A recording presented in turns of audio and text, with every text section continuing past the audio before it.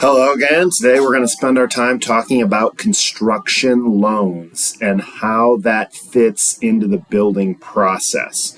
Before I did this, I had absolutely no clue, and I thought it would just be helpful for me to give you guys an overview as to how this works and how it functions, how the timing plays out, how the cost works, how everything in the entire process works.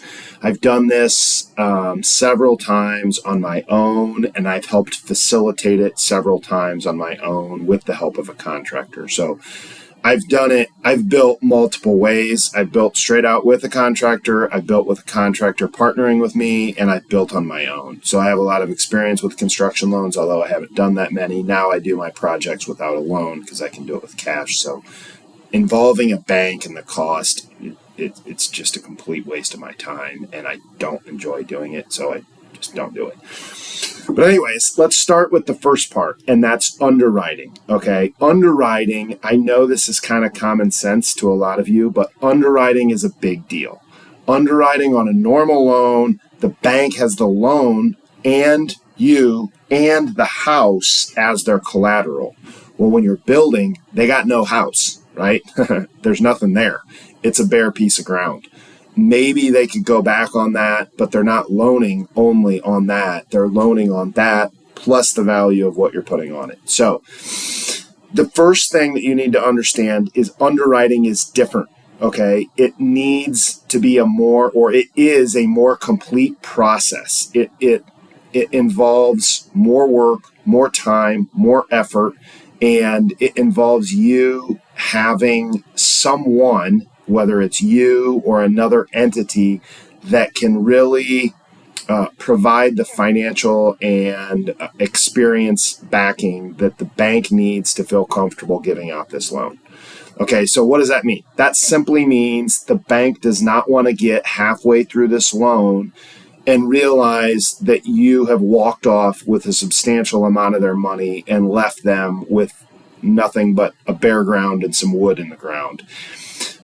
They do as much due diligence as they possibly can to make sure that they don't get stuck with a half-finished house. The only thing worse than a bank getting stuck with a house, like a normal house, a conventional house, that they can market, maybe rent, maybe sell, they'd have some options, is them being left with a project that is half finished, because it's much, much harder to sell or unload that, or they would never have somebody come out and finish it, most likely. But you get the idea. There's a lot more risk to the bank in that scenario, which is why they want either your experience or your contractor signing off, and they usually will call resources, right? So you can't say your brother is your contractor who has no experience, because most of the time your bank will do some research as to who your brother is,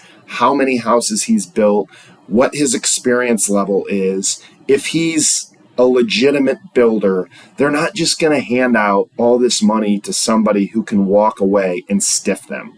I guarantee a lot of banks have gotten really hurt by construction loans in the past, which is why this process is so stringent and strict. So just keep in mind, underwriting is different.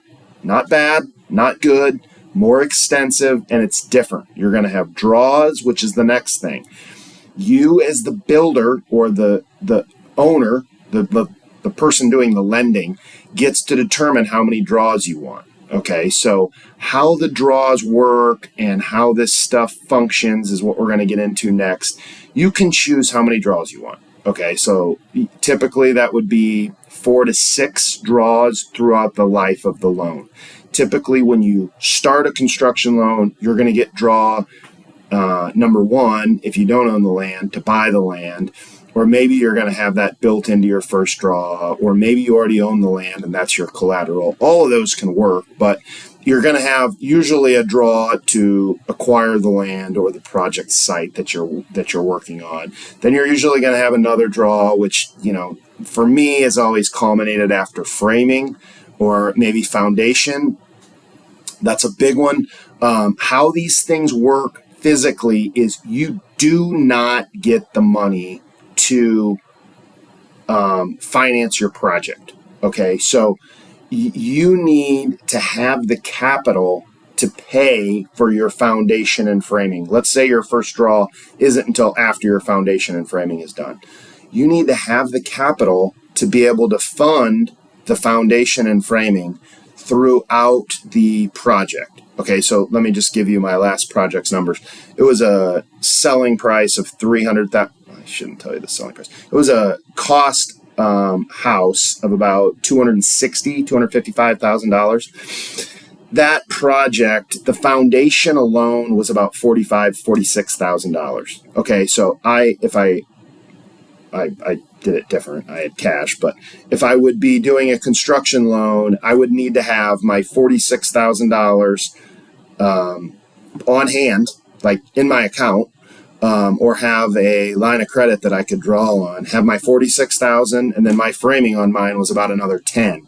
So I'd have to have about, I don't know, $60,000 for my $255,000 cost house just to get through that first draw. And then after that first draw is done, I call up the bank, take some pictures, have them come out, whatever the bank requires. They do an inspection, and then they give me a reimbursement for that draw. Okay. The next draw is, whatever the next draw is, it's going to be the next steps in the process. But again, you have to fund that out of your own working capital, and then you get reimbursed at the end. It's very important that you understand this and you understand what you put in each draw. Okay. If you're going to be your own general, you're going to be the one dictating the timeline and when you get these draws. So you don't want to have a draw for, let's just say, the yard on your first draw, because you ain't going to get that, right? The yard, if they want pictures of the yard being in, you're not going to get that on the first draw. So you need to have your first draw only be the things that are going to come due in your first draw time period, right? It's not going to be siding. It's not going to be HVAC. It's going to be foundation, site prep, anything that goes into the base of that place, right? There is going to be some plumbing, but so it's going to be first draw first, and you need to make sure everything in that first draw is stuck there and not leaching over into the second, because they're not going to give you money until you prove that that part of the job is done. And my banks wouldn't even give me the draw until the entirety of that first draw's work was done. So let's just say, for example, I told the bank that I wanted my draw after framing, and I needed my draw. Let's say the foundation ran over. I needed my draw after the foundation was done. Well, you better have a line of credit or something else for cash, because if the framing's not done, you're probably not getting your draw. So these banks are very meticulous. They don't want to be screwed over, honestly. So they're going to try to protect themselves as much as they can. It's not anything against you. It's just the bank and what they've learned over many, many, many years of doing these construction loans. Okay, so the next thing I would say is the cost, right? The cost of doing a construction loan is substantially higher than doing a traditional conventional financing.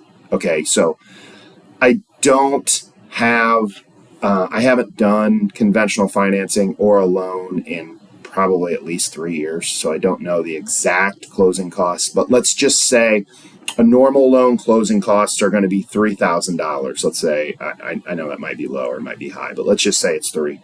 I would venture to guess that your typical construction loan is going to be $6,000, about double the cost. Maybe not. Maybe it might only be $5,000. Now, I have a local community bank here that will lend locally. That's what you need to look for, and you need to find one that does a construction loan. If you can, you might be able to find one that grants you some leeway, maybe understands your local area a little better, maybe is willing to take risks on local individuals a little bit more. Maybe they don't sell their loans. There's a lot of dynamics that can go into that can allow a local bank to not have as much costs. But in general, construction loans are about double the cost of a normal loan. Okay, so the cost is definitely a factor. And the last thing that I would bring up and point out is interest rates. Okay, interest rates are a big, important part of Construction loans. Okay, typically what you get when you get a construction loan, I know this isn't ideal, but you get a rate for the loan process, and then you get a second rate when you culminate and you're ready to close and pay on that forever. Okay, so basically you have rate 1, which is just your initial rate lock. Rate 2 is your long-term rate lock. Okay, now again, going back to this local bank, or if you can find banks that would do this, personally, I have usually tried to get a single rate lock. Okay, I've done 3 or 4 of these, and every one I've done, I've been able to find a bank that would lock my rate originally and lock it through the life of the loan. Okay, it's not common that is available, but I've found it. I would encourage you to look for it. I would guess you'd be able to find it. You might have to go to some alternative places and ask around, but typically, if you go to one place and they don't offer it, ask that mortgage lender who they suggest, right? These people are very well connected with each other. They know their weaknesses and they know their strengths. So typically in my area, I have some buddies that are mortgage brokers. If I call up a buddy of mine that's a mortgage broker and I say, hey man, I need a construction loan and I want a one-time close, who would you suggest? He's going to have 3 or 4 ideas as to people that I could at least call and ask. And that's what contracting and that's what this building process is a lot about, is you taking your time, calling and doing some of the due diligence on your own, right? If you didn't want any due diligence and you don't want to spend your time doing this stuff, then you probably just need to go out and buy a finished home and not build on your own. Building isn't super easy. That's why more people don't do it. And this construction loan process, I contend, is probably the biggest reason why building is not more popular.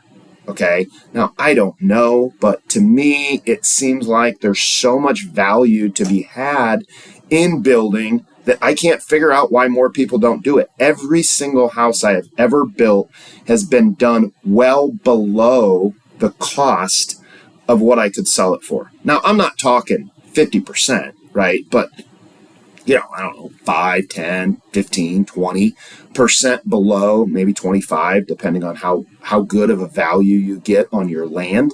That is the key to the process. You are not going to get your subs to work for free, and you shouldn't expect them to. You're going to get crappy work if you hire crappy subs. You need to hire good people that you trust, and you need to find your value in your purchasing of the land and your idea as to what you're building. In other words, don't build the nicest house on the block.